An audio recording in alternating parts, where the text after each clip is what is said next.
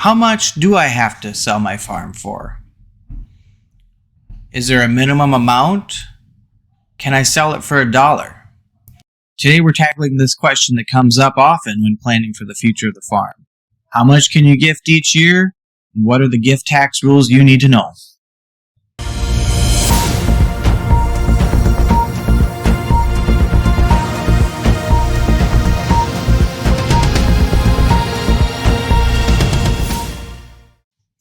Welcome to The Farm Lawyer. I'm Jason Wagner, and I help farmers, landowners, and rural families protect their land, secure their legacy, and plan for the future. Whether it's creating an estate plan, setting up your farm succession plan, or structuring your business, I'm here to guide you through the decisions that matter most.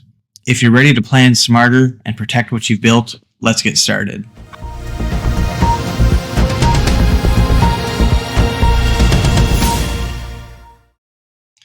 Well, first off, let's just cut to the chase. For most people, you can sell your farm for $1 or for nothing. In other words, you can gift it away entirely, and often that means you won't have any gift tax. So in the state of Minnesota, we do not have a gift tax. Minnesota attempted a gift tax several years ago. It was not well received and not well implemented, and eventually it was eventually rolled back retroactively. But what we got in its place was a look-back period for estate tax purposes. So Minnesota's estate tax exemption is $3 million. That means you and me and any other person here in Minnesota can give away at death $3 million without having to pay any Minnesota estate tax. Everything over and above that now is potentially subject to tax. Farmers are eligible for a special family farmland deduction of up to $2 million, which we'll talk about in another video. But for today's purposes, we're asking about gifting. And so how this relates to the question is, when we look at the value of a farmer's estate when he or she dies, we need to get an appraised value of everything that they own, looking at the land, the equipment, livestock, unsold grain, sold grain that is on contract. Everything gets added up and stacked together. What we also have to add to that stack is the value of any gifts that were made within 3 years prior to death. So this is where we have to be careful, right?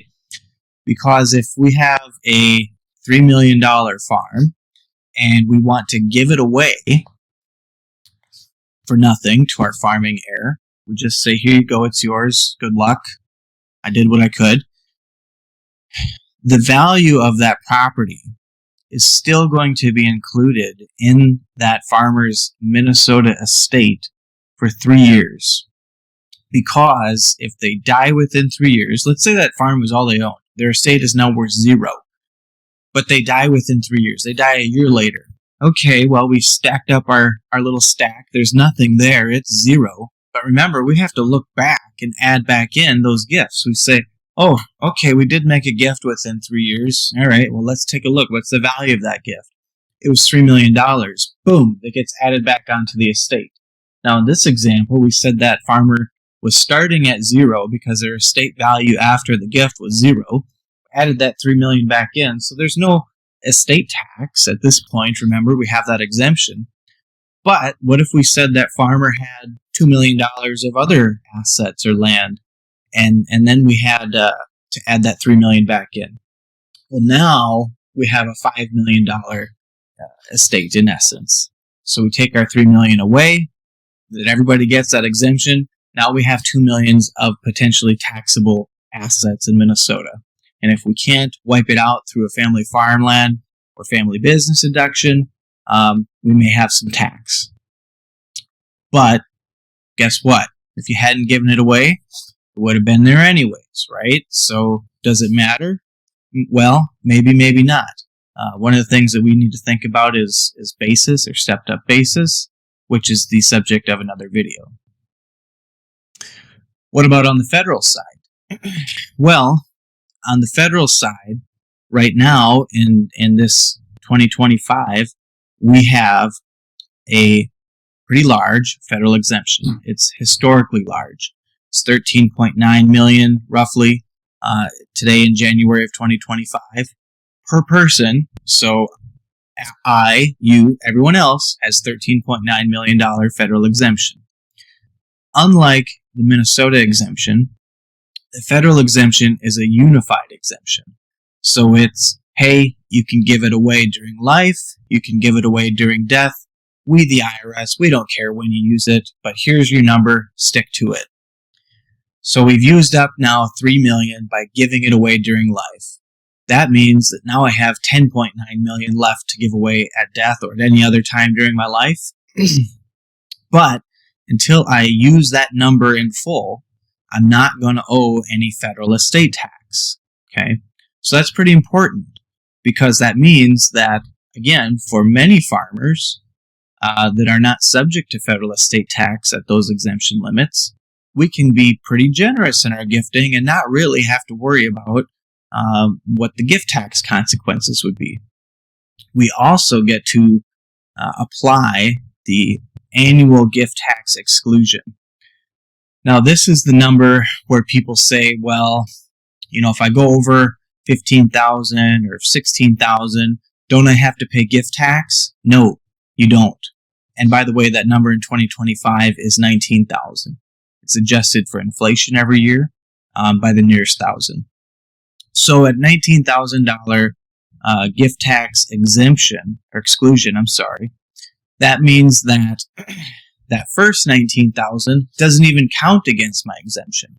So I get to give $19,000 away, and it's not going to pull away from my $13.9 million exemption. But that does not mean we're going to owe tax when we give over that $19,000. It just means that now we have to track it. Now we have to report it. We put it on a gift tax return. Guess what? We apply an exemption of that $13.9 million, a piece of it. At the end of it, the tax owed on that return is zero. The tax owed by the person we gave it to is zero. This is all assuming that you've got that full exemption amount ready to use. We should also keep in mind, and this is very important because this is being recorded in January 2025, at the time when we have a new Congress coming in and a new president in the White House, is that federal exemption is set to roll back at the end of 2025. It is a priority of the incoming administration to extend that, but of course we don't know what that is going to look like, how it's going to play out, or when we're going to know if it's been extended. If it does not get extended, it will automatically roll back, and it'll be cut roughly in half, so it goes back to the permanent exemption of $5 million, plus inflation. We expect that to be about $7 million per person. Very important to know, if you are a single farmer with greater than a $7 million estate, or a married couple with greater than a $14 million estate, that these federal exemptions may impact you pretty drastically if there is a rollback. So, what have we learned? Can I sell my farm for $1? You sure can. But you can also just give it away for $0, right?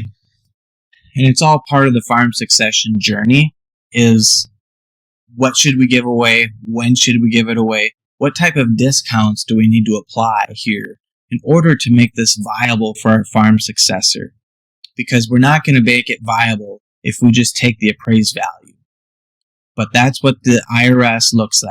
What is the appraised value, and what did you sell it for? Everything in between is a gift. But gifting is okay. It's a very powerful tool.